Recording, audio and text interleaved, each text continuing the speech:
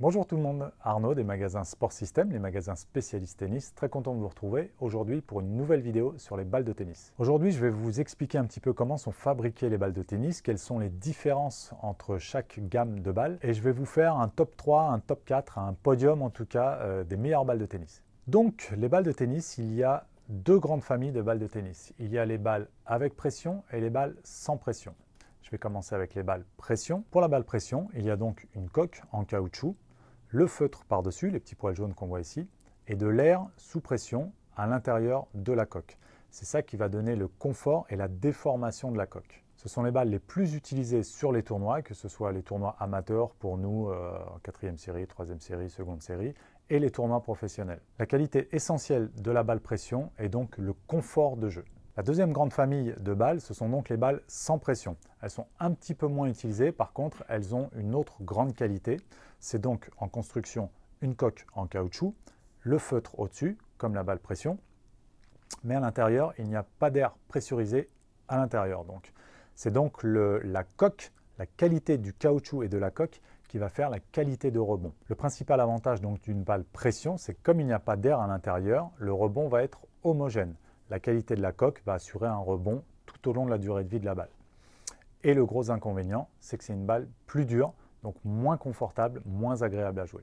À savoir que ces balles ne sont pas utilisées pour les tournois, mais plutôt pour les entraînements, puisque sur une saison complète d'entraînement, on peut utiliser le même saut de balle par exemple, puisqu'il n'y aura pas d'altération de la qualité de rebond de la balle. Donc pour finir le comparatif entre la balle sans pression et la balle pression, on va dire que la balle sans pression va être plutôt recommandée aux joueurs loisirs ou aux joueurs réguliers qui jouent de temps en temps, une fois par mois, une fois tous les 2 mois.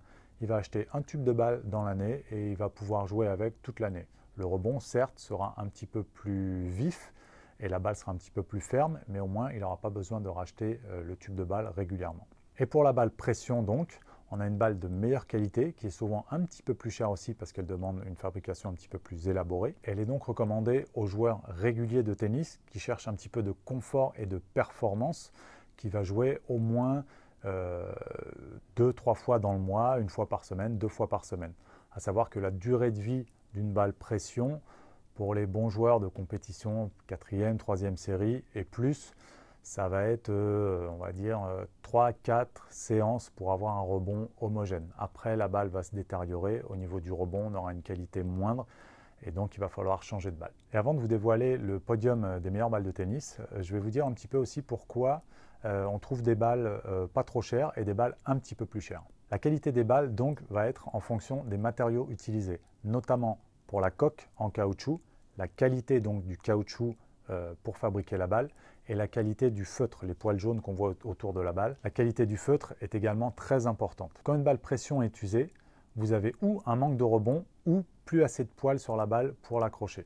Donc il y a des balles moyennes de gamme, on va dire pour un usage régulier, classique, et des balles plus haut de gamme avec une qualité de caoutchouc supérieure et une qualité de feutre supérieure pour s'user un petit peu moins vite. Et maintenant, le podium. Un podium à 4 places. Vous n'avez jamais vu ça, hein? Et bien, chez Sport System, il y a ça. Ce podium est donc basé sur ce que nos clients préfèrent comme balle, ce qu'ils achètent régulièrement tout au long de l'année. Pour commencer cette sélection, je vous rappelle qu'il n'y a pas de classement, tout le monde est sur la même marche, nous avons la Babola Team. Pour info, Babola a sorti des balles il y a une quinzaine d'années maintenant. Dès le début, la Babola Team est sortie et c'est une grande réussite. Nous avons ensuite la balle de tennis Technifibre Club qui plaît beaucoup à nos joueurs et à nos clients et qui possède un excellent rapport qualité-prix. Troisième balle à être sur le podium, une des balles préférées de nos joueurs, la Dunlop qui existe depuis au moins une trentaine d'années, qui a un nom vraiment très très fort, sans jeu de mots, dans le tennis et sur le marché de la balle de tennis et qui a vraiment une super qualité. Et la dernière balle sélectionnée pour notre top 4 des balles de tennis, c'est la Technifibre X1 qui est une des plus appréciées par nos clients. Il s'agit également de l'ancienne balle officielle de Roland Garros quand Technifibre était partenaire de Roland Garros. Voilà, j'espère que cette vidéo vous aura plu, qu'elle vous aura permis d'en savoir un petit peu plus sur les balles, éventuellement même de choisir votre prochain tube de balle. Je vous dis à très bientôt pour une prochaine vidéo. N'hésitez pas à liker cette vidéo si vous avez apprécié, à vous abonner à notre chaîne YouTube, à nous suivre sur le Facebook, sur le Twitter et sur notre Instagram, d'aller nous rendre visite sur notre site sportsystem.fr et je vous dis à très bientôt.